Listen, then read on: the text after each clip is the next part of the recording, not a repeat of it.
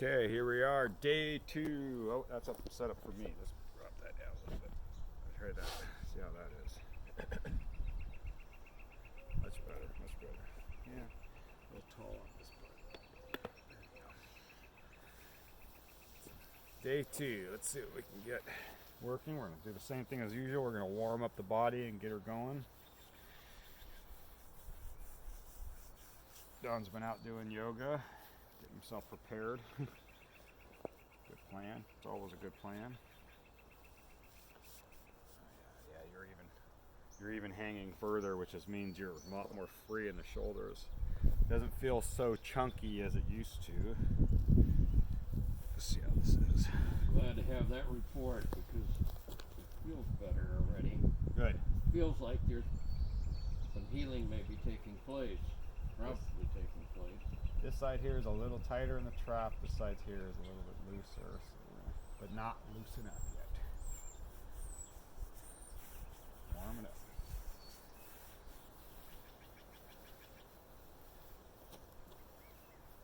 Warm it up, running up through the rhomboids with the thumbs, just kind of spreading and feeling the muscles blow apart and open up, separate, relax. Getting underneath those armpits into the subscaps a little bit just to see how things are.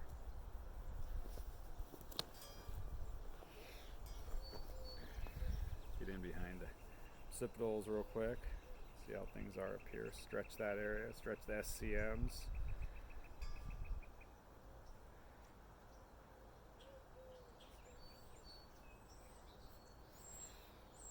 Oh yeah, there we go, traps. Soft paw those traps.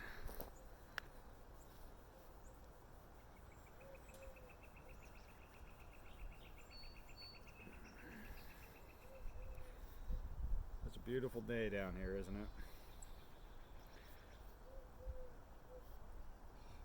Oh yeah.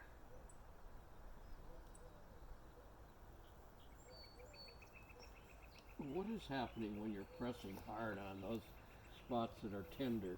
Well, especially right here in the traps, I'm just trying to see if, because the traps are a really powerful muscle, and I want to see if they can get them to just kind of release on their own with a little bit of overpowering from the warm up and then getting right in there. But it seems like it's a little much for you. So we're going to warm them up some more. Get that taffy going. Probably end up, yeah, we'll do some range of motion. Go ahead and let that arm fall. Little sequences in here to see if we can release those tensions.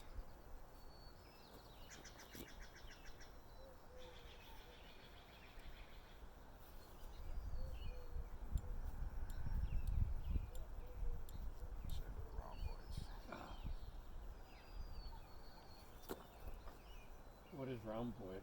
Rhomboid is a really strong set of muscles that go from the spine to the edge of the scapula. They're rhomboid minors are up top just by placement. Rhomboids major are further down. They're down a little ways. Along the spine? Just down here. Oh. Just along for the scapula. It helps to pull them back inwards. Kind of down from the trapezius then. Well, they're underneath. They're superficial. Oh. They're below the trapezius. So, trapezius is superior to them.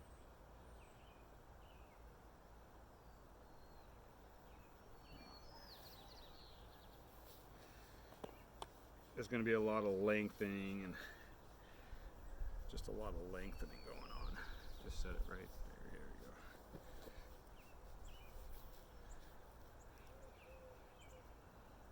A lot of lengthening going on.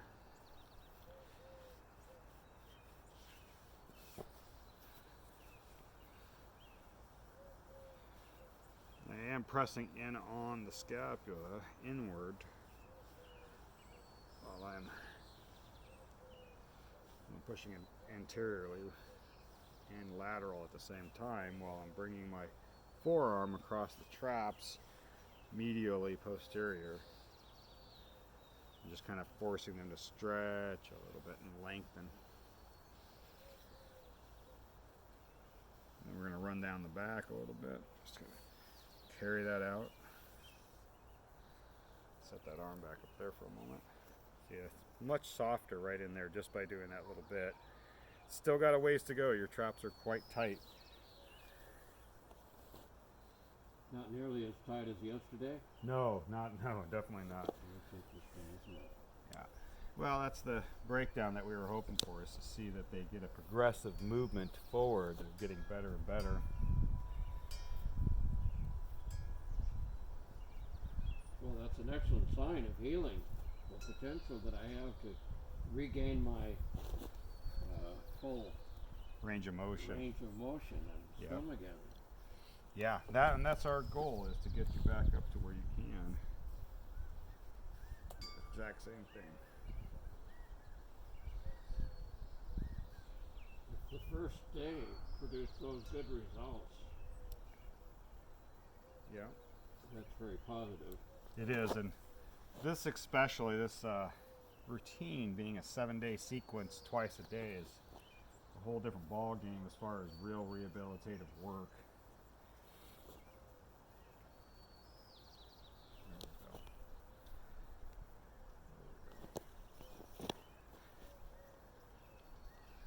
There's a lot of lengthening and separating. We want to separate these muscles. They're all kind of bound up, and it feels like when you put your hands in there, like you're just dealing with one big mass, even though I'm capable of digging around and figuring out which ones are which.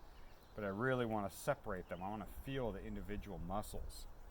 I want to feel them individualized so that I can work with them a little bit more. We're going to shorten this a little bit more. Lengthening the back just that much more each step of the way. Let's see if we can get some, hold on, Potman in there to break it up.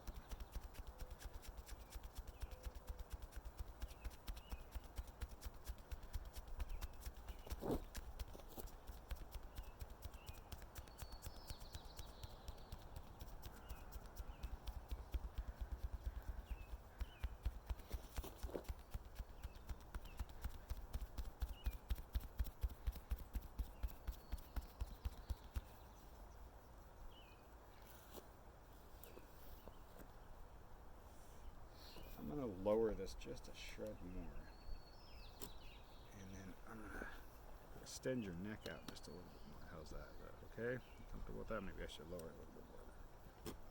There we go. By doing that, we've opened the neck that much more, giving us that much more space, stretching the traps just a tad bit more. But we've also given ourselves the room to get in without having his head crushed into it so much.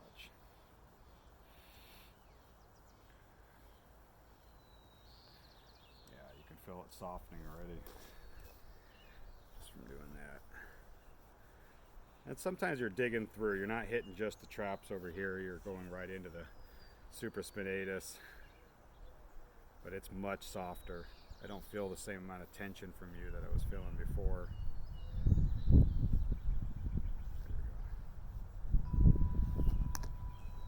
Come in and pull those off. Literally sticking my knee there in his back, right in the center of the sacrum. Mostly just to support him while I do this part.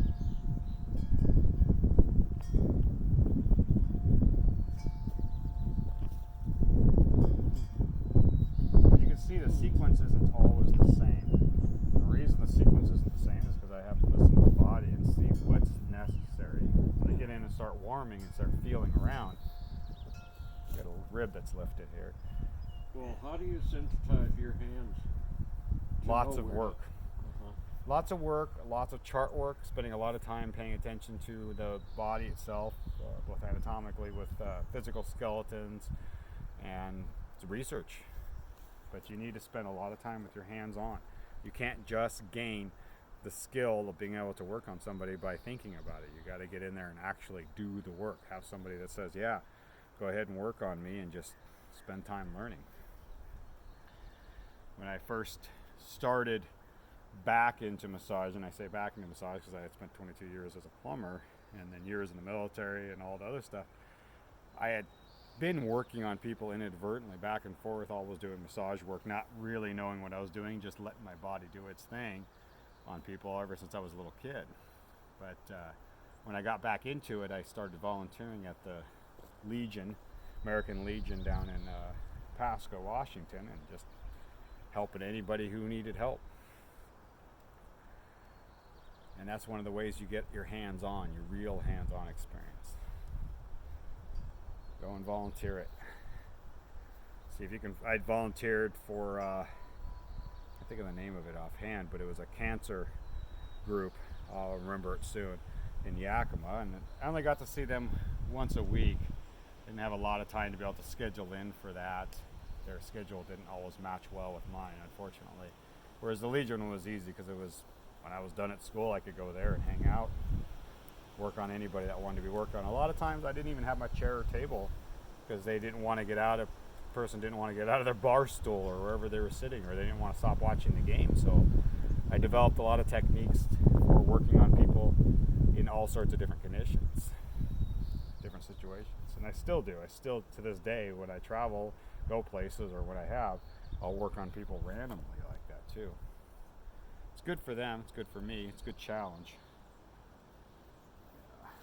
Those are feeling a lot better, Don.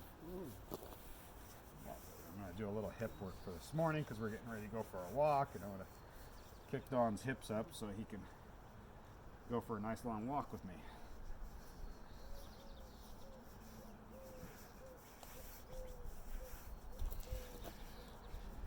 This is kind of easy hip work because you're just, all you're doing is press and glide, and you're just stretching the underlying surfaces.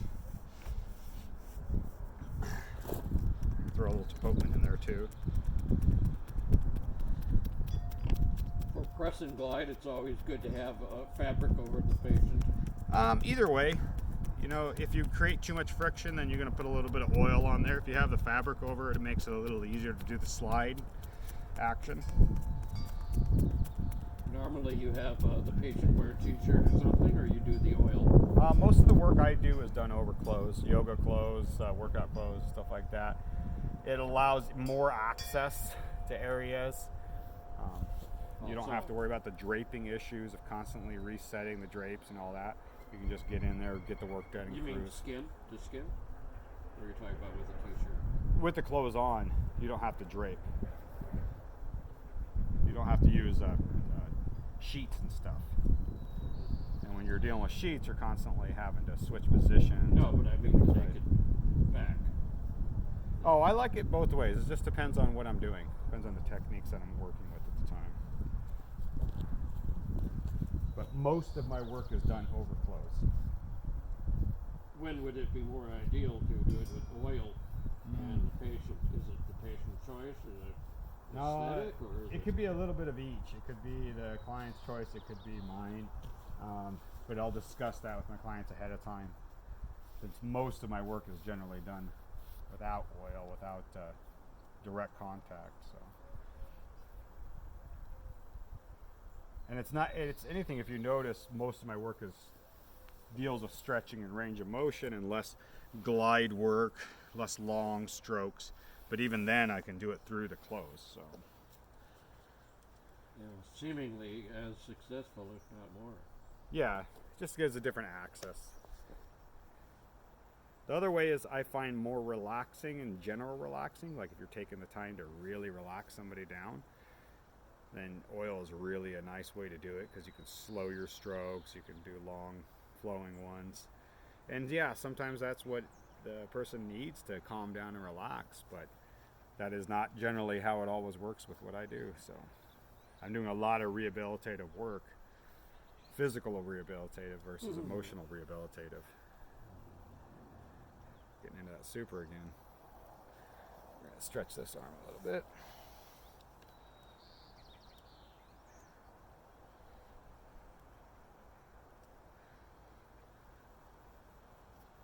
Just checking that range of motion and checking that joint play. Left side.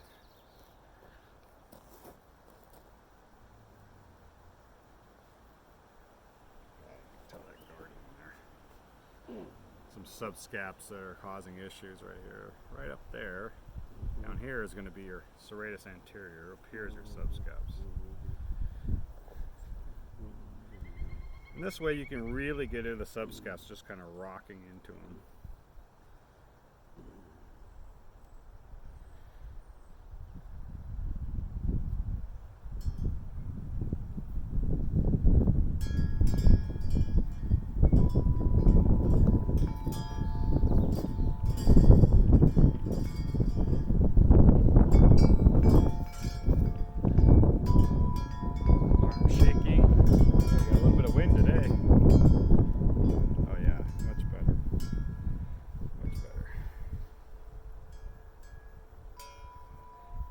Don, go ahead and come on up out of there if you would.